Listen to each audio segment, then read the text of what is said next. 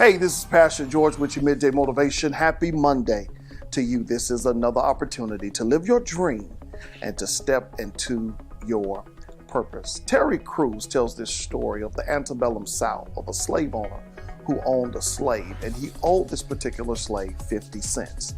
The mother of the little child sent the little girl in there to gather the 50 cents, and when she walked into the slave owner and said, "Hey, Mr. Slave Owner, you owe my mother 50 cents. The slave owner looked at the little girl and said, "Get out of here." She refused to move, and she said, "You owe my mother 50 cents.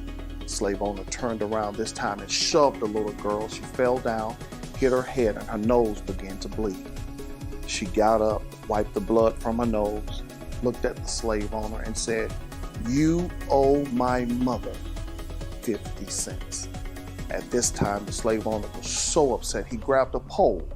He turned around and was about to hit the little girl in her head, but she stood there, refusing to move, and said, "You owe my mother 50 cents. For some reason, the slave owner got scared. He dropped the pole, reached in his pocket, and gave the little girl 50 cents. What if we approach life that way? You're going after your dreams and your goals. You get knocked down. Do you get back up and say, "I'm going to live my dream and step into my purpose"? Or what about the times when you fall down and it seems like you've lost everything? People have walked away from you. Those that you trusted and said they'll never leave you, they've walked away.